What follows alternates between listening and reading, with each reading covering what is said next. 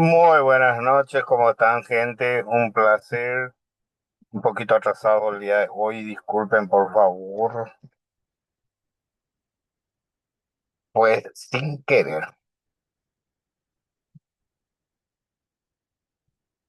Bueno, eh, el día de la fecha vamos a tocar lo que es peligros, riesgos y medidas de control en el centro laboral. Bueno, espero que todos estén bien, que estén pasando bien. Es sumamente desagradable el viento afuera. Bueno, comenzamos con algunas definiciones como siempre. Definamos seguridad industrial. Seguridad industrial es el conjunto de normas técnicas destinadas a proteger la vida, salud e integridad física de las personas, a conservar los equipos e instalaciones en las mejores condiciones de productividad. Otra definición no menos importante que es enfermedad ocupacional. Enfermedad contraída como resultado de la exposición a factores de riesgos inherentes a la actividad laboral. Seguridad en el trabajo.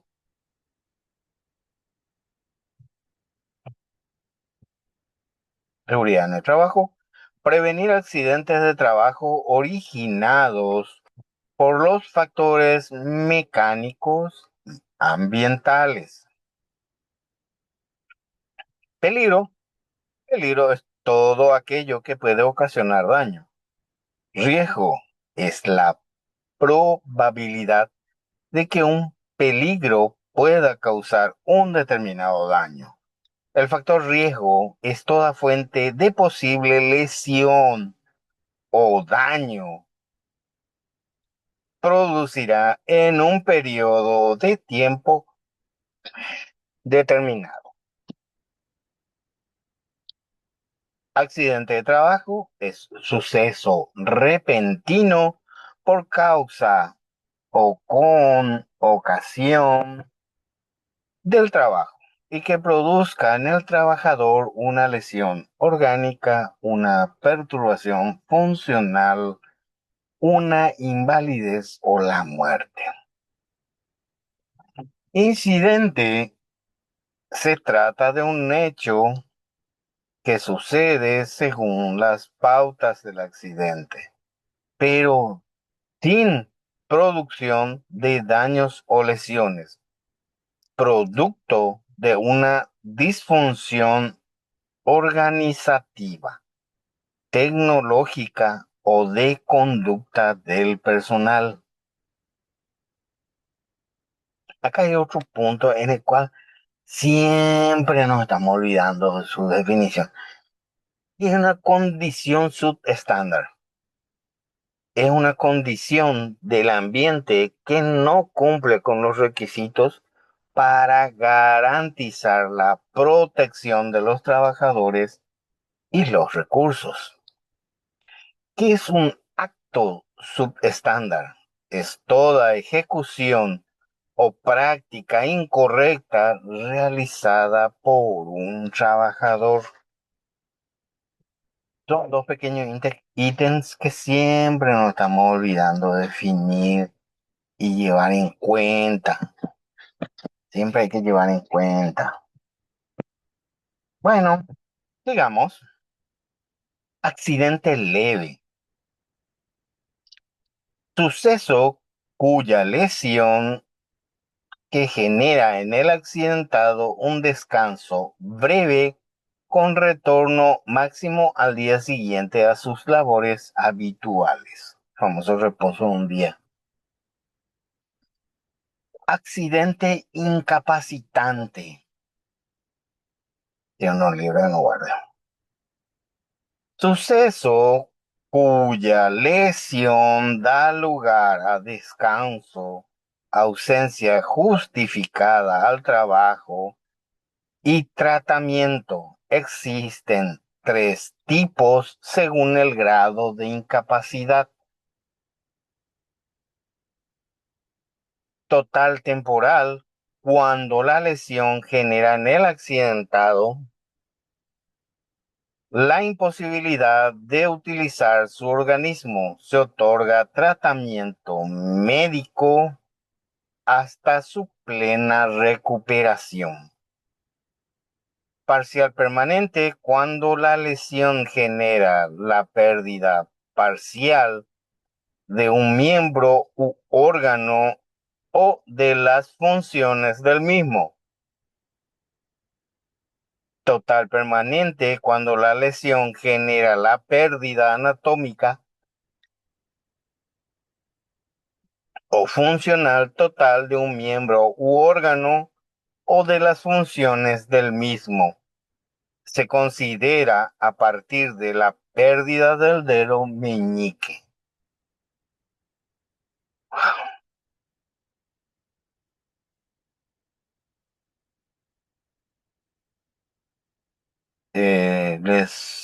Esta situación de el dedo meñique nada más es algo que en realidad es bastante incómodo, gente, y no es tanto así como dice la teoría. En realidad es muy chocante en el día a día enfrentar una situación de un accidente en el cual tuviste un desmembramiento o una amputación de alguna parte del cuerpo. Y no es nada agradable el tener que sobrellevar esa situación.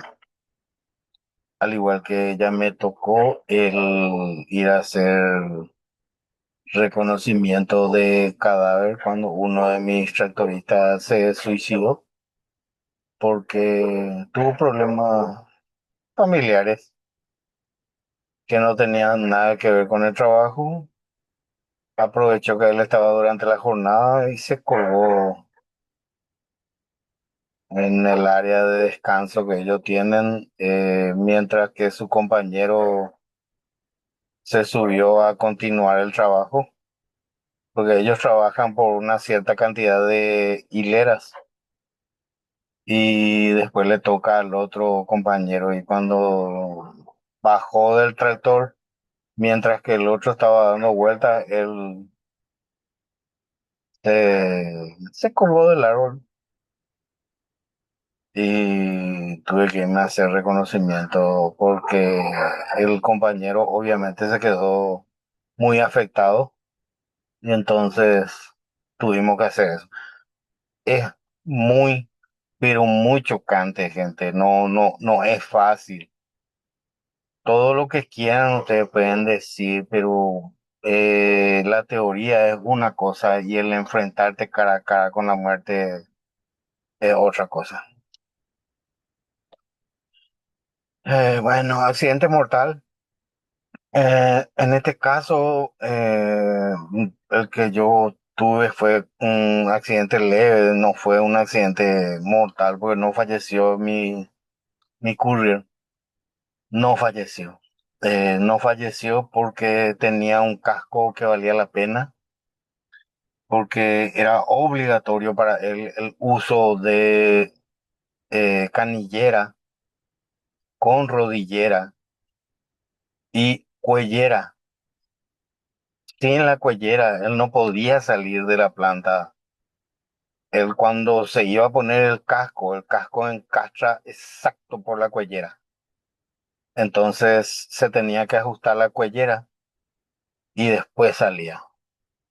Eh, Estábamos en la zona de Mariano Roque Alonso y bajando por la autopista antes de llegar a la segunda salida de Ñuguazú, le sale totalmente un militar y le choca a la camioneta del militar.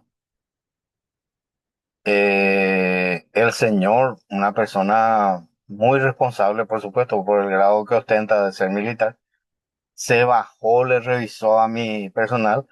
Él, por supuesto que se encontraba ensangrentado, porque por tenía lesiones traumáticas por el golpe, la velocidad con la que él bajaba por la autopista y que le haya salido de repente el vehículo. Pero gracias a Dios fueron cortaduras no muy profundas, pero fueron cortaduras, en fin, en el brazo, en el antebrazo, la mano no porque tenía puesto guante, tampoco el pie ni la pierna porque tenía puesto la canillera con rodillera. Ese evitó que él se lesione la parte de la pierna.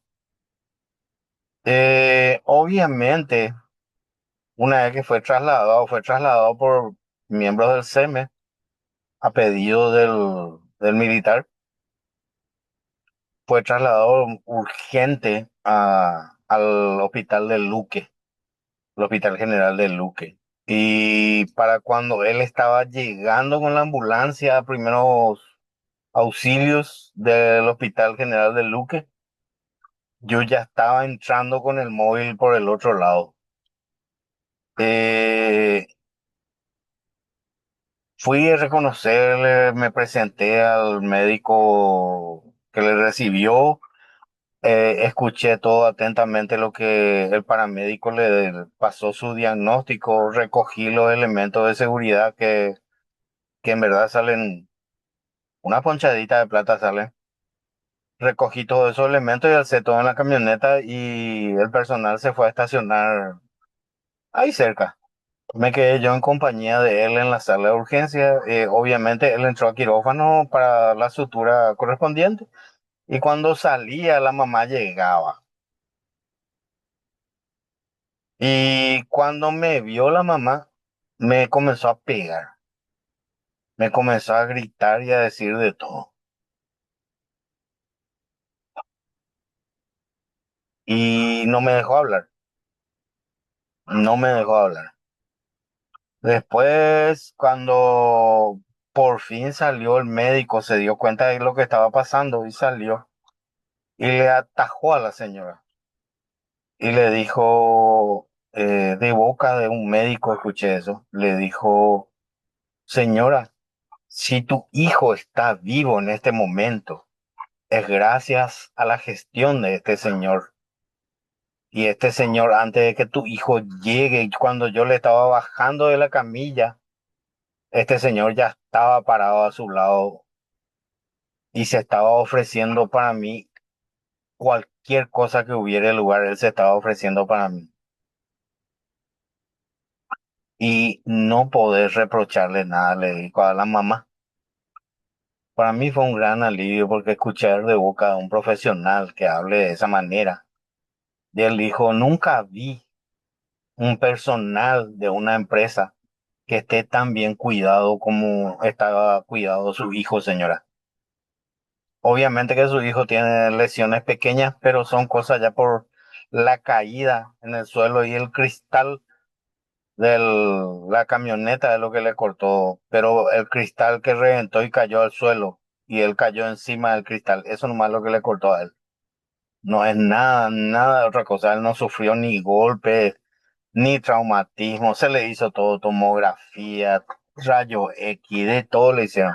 Nada le pasó al mitad.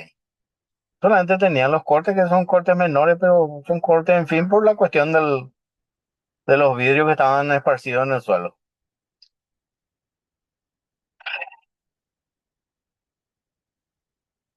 Después de que me dijo de todo y que me pegó la señora, eh, tuvo que darse la vuelta y pedirme disculpas. Le juro que el indio estaba a punto de salir y simplemente por respeto a que yo me encontraba en un lugar que no es mi trabajo y por respeto al profesional que habló tan bien de mi gestión, eh, me callé y le atajé a mi indio, pero tenía una gana loca de desahogarme con esa persona que me maltrató y me dijo de todo y me dijo que yo no servía y que esto que aquello. Fue muy chocante ese momento. O sea, son situaciones, gente, que a veces uno dice, seguridad industrial, no mago, depende del tipo de profesional que sos y del grado de responsabilidad que vos tengas cuando estás desarrollando tus funciones. No es el seguridad nomás, es una persona que estaba al servicio y cuidado de ese trabajador.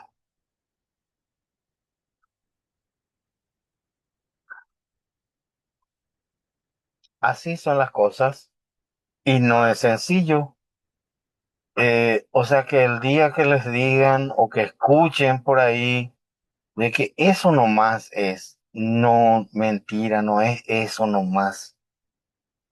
Es todo un placer y un privilegio el poder desarrollar tus conocimientos para cuidado y prevención de cualquier tipo de lesión, ya sea funcional o psicológica, con respecto al personal que se encuentra a tu cargo. Para mí, siempre es un placer muy grande el estar al frente de la seguridad y salud de los funcionarios. Bueno, perdón, quería contarle nada más esto que no es tan fácil así como la teoría dice. Investigación de accidente es un intento de descubrir la causa de un accidente y cualquier factor contribuyente relacionado. Ojo, acá nosotros no queremos saber quién fue el que hizo el accidente. No, qué sucedió para que llegue a ocurrir el accidente. Eso es lo importante. No quién lo hizo, sino qué fue lo que pasó, por qué se llegó a eso. ¿Mm? ¿Cómo fue que se llegó al grado de accidente? Eso es lo importante cuando uno hace una investigación. Eh, Todo lo contrario, capacitación. La capacitación en seguridad y salud en el trabajo tiene el objetivo de brindar conocimientos especializados que ayuden al trabajador a evitar accidentes en su empresa, contribuyendo de esta manera a crear una cultura de seguridad preventiva en todos los integrantes de la organización. En este sentido, es tan, pero tan chocante cuando te enfrentas con las personas que van a llevar tu paciencia al límite cuando hacen la mención de, vos me capacitas porque el patrón te dice. A mí me da más gusto, patrón, vente a firmar la documento.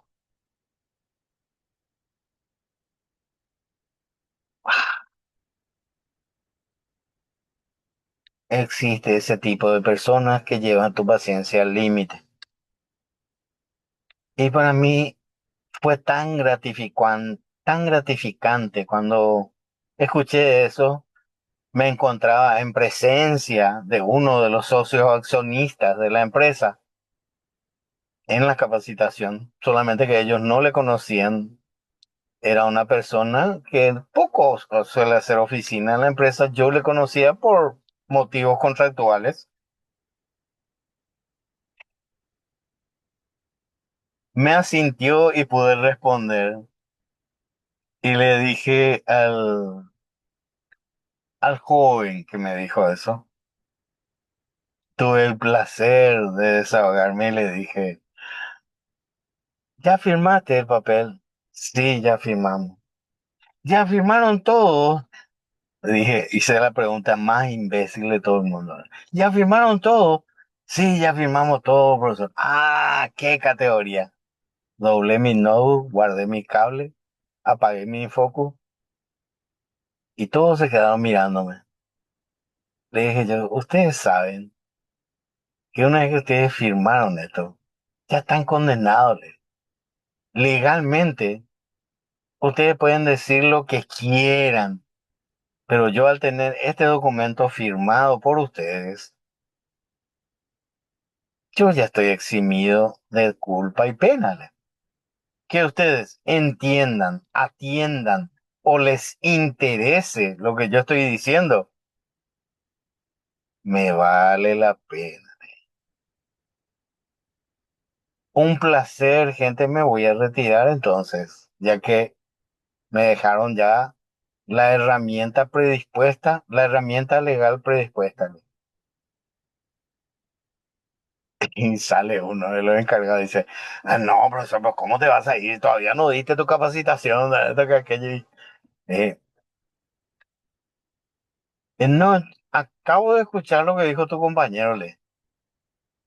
Yo sé que él era el supervisor y que no era su compañero la persona que dijo.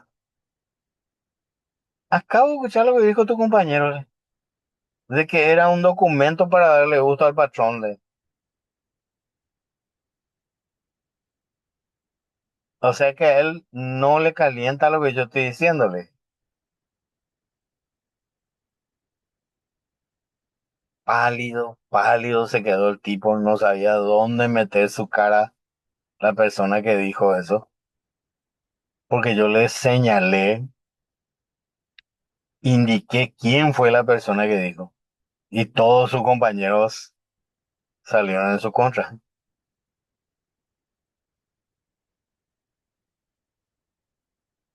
Fue una lección dura, sí, fui demasiado duro, sí, pero es la única forma de que ese tipo de personas tome conciencia con respecto a la gran, pero gran macanada que está diciendo. Obviamente yo no me iba a retirar, siendo que el dueño estaba ahí entre ellos. Obviamente no me iba a retirar, pero sí fue una sacudida que le hice para que se den cuenta de que un documento firmado que ellos dicen, en realidad es un documento legal y judicializable ante cualquier accidente que hubiere lugar durante la jornada laboral.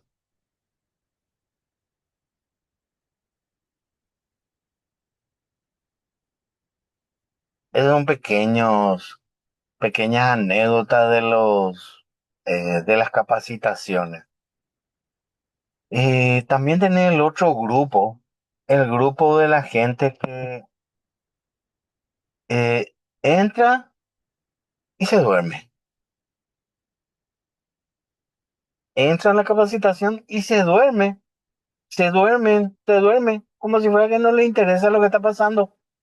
Entra y duerme.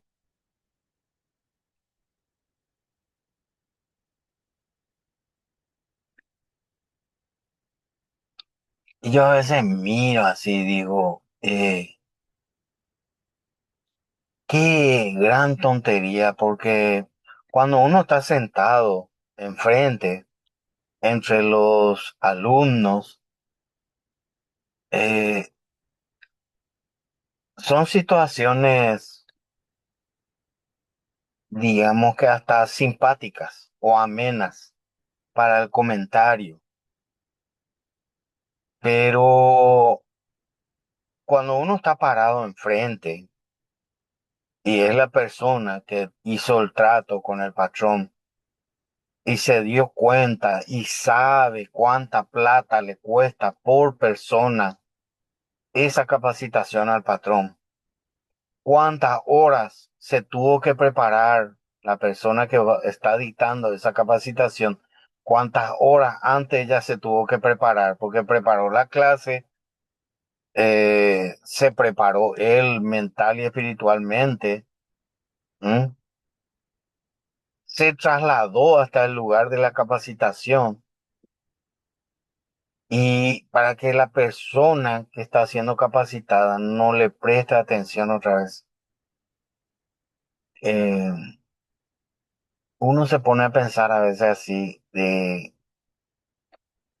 le da la razón a los patrones en ese momento. ¿Por qué? Porque el patrón mismo a veces te dice, yo le pago la capacitación a mi gente, pero mi gente esa tarde hace lo que escuchó en la capacitación y al día siguiente viene y hace la misma macanada de siempre. La misma macanada de siempre me hace.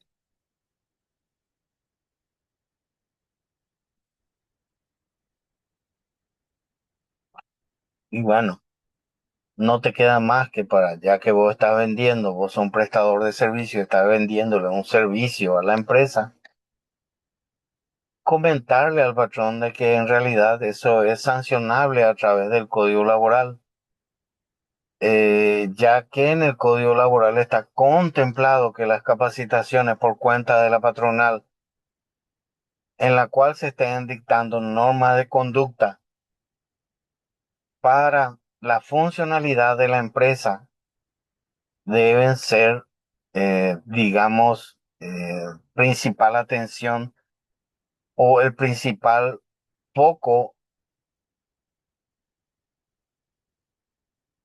antes del desempeño de la tarea.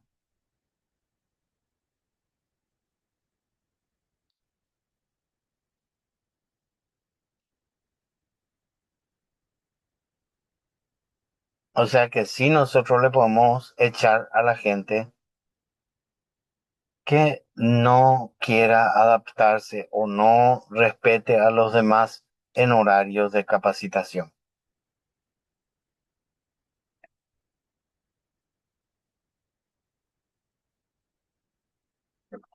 Hasta ahí me entendieron, señoras.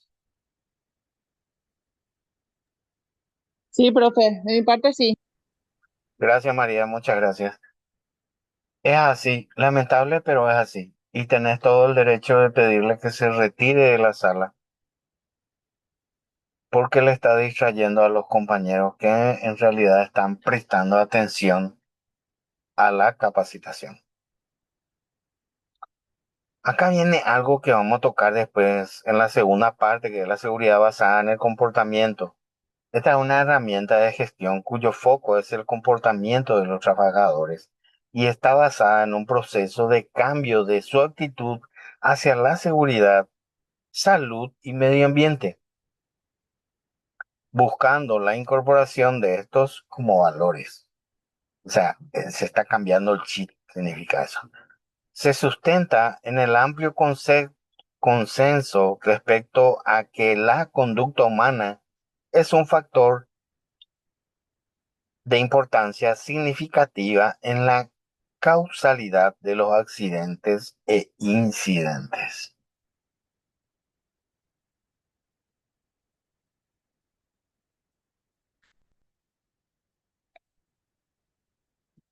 Eso es lo que vamos a tocar. Un poquito más adelante, en la segunda parte, vamos a tocar eso. Vamos a darle un chapo. Tocó. ¿Qué pasó? Investigación de accidentes e incidentes. ¿Por qué se investiga? Bueno, acá tenemos alguna. Este es una diapositiva que extraje de una clase de Ingeniería en Seguridad y Salud Ocupacional y la gente de Perú hoy por hoy está al frente en lo que es América Latina, se encuentra al frente en seguridad y salud ocupacional. Me vas a decir por qué y por la minería, señoras, por la minería. Ellos están sumamente, digamos, presionados por las normativas internacionales y casi todos los focos de los grandes compradores se encuentran siempre analizando el comportamiento de los peruanos. Eh,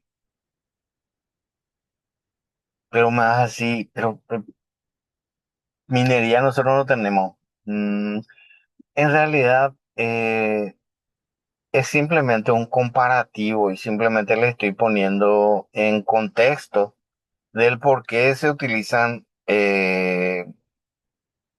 muchos datos o muchos archivos que ellos tienen bien desglosados, como esta torta de notificaciones de accidentes de trabajo según la forma del accidente, que tienen bastante bien desglosado. ¿M? Incluso tiene acá abajo, dice a nivel nacional, la forma de accidentes de trabajo no mortales más frecuentes son golpes por objeto, a excepción de las caídas, que son 11,56%, caídas de personas a nivel, o sea, resbalones, tropiezo, es 10,6%, esfuerzo físico o falsos movimientos, 10,5%, entre otras formas. Va indicando los porcentuales, los percentiles. Como habíamos hablado nosotros en una ocasión anterior, creo que fue el módulo 2 cuando tuvimos, habíamos hablado nosotros que los percentiles tienen mucho que ver cuando uno prepara un informe.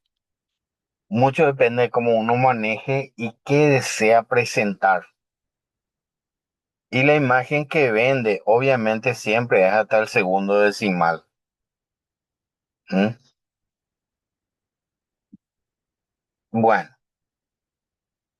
después de esa leve explicación así sobre el porqué de las tortas, que esto, que aquello, eh, vamos a lo que nos interesa.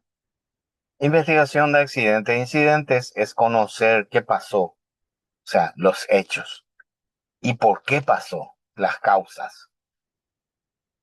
¿Para qué? Y para diseñar planes apropiados de acción para prevenir futuras pérdidas. Demostrar que la empresa está interesada en la prevención y cumplimiento legal.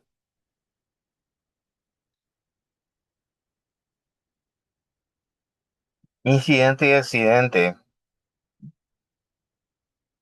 ya lo definimos varias veces, lo volvemos a repetir porque es sumamente interesante que nosotros mismos vayamos cambiando nuestro léxico, o sea, nuestra forma de hablar.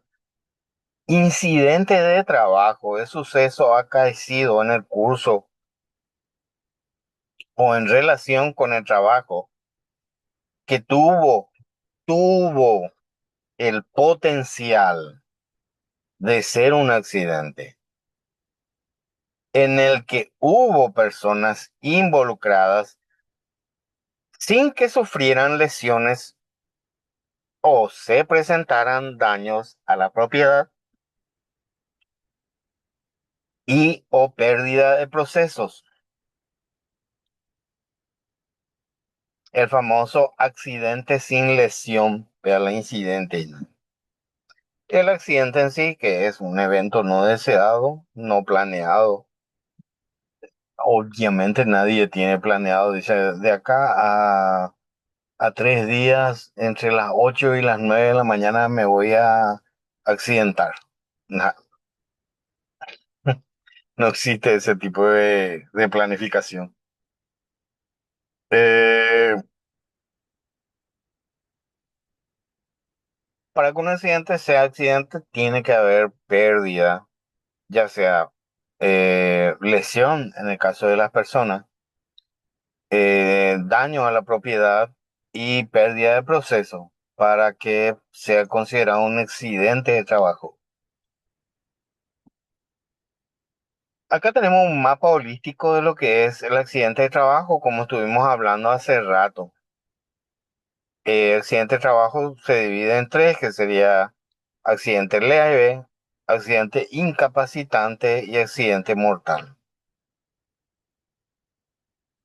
El accidente leve se subdivide, el accidente incapacitante se subdivide otra vez en tres: incapacidad total, incapacidad total temporal y incapacidad parcial permanente.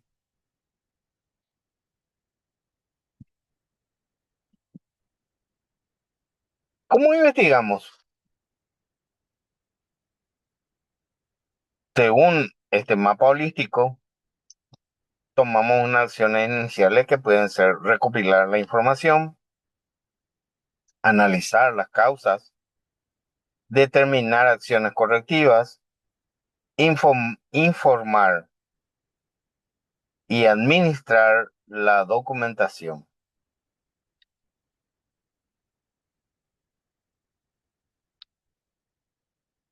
Y por último, el seguimiento de acciones correctivas. Acá tenemos otra vez el mismo mapa, pero en este caso resaltando lo que serían las acciones iniciales. ¿Cuáles serían las acciones iniciales ante un accidente, ante la investigación de un accidente?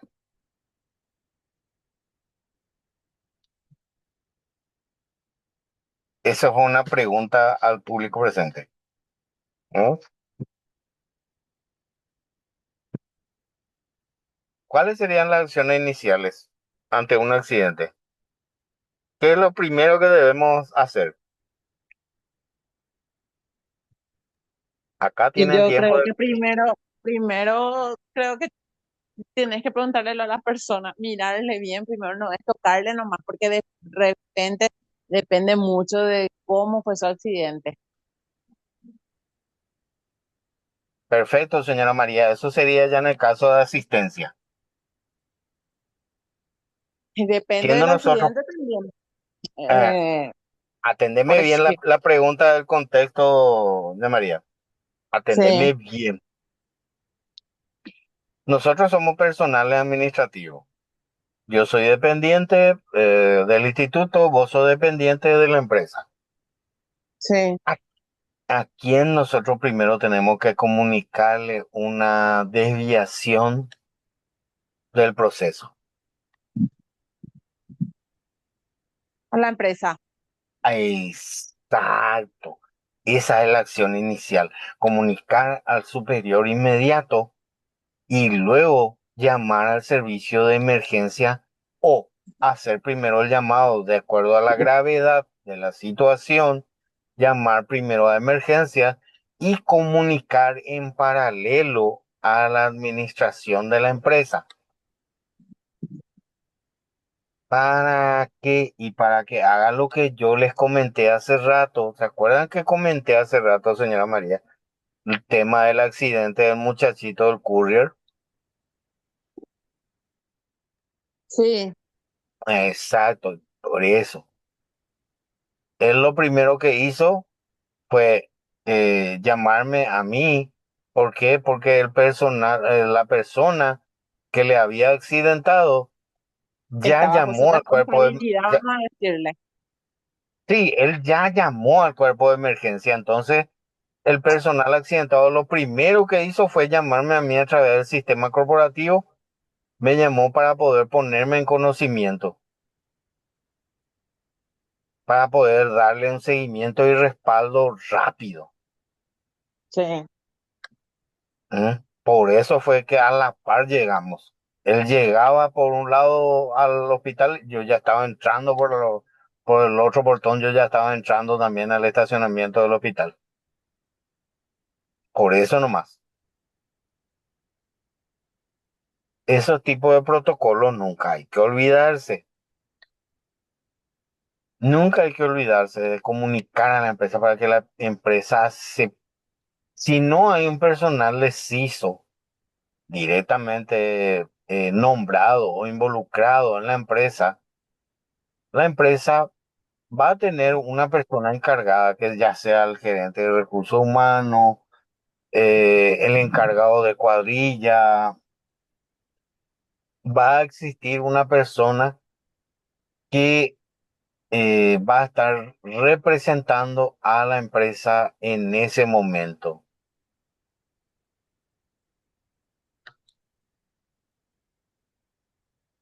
Hasta ahí va, me entendieron, señoras.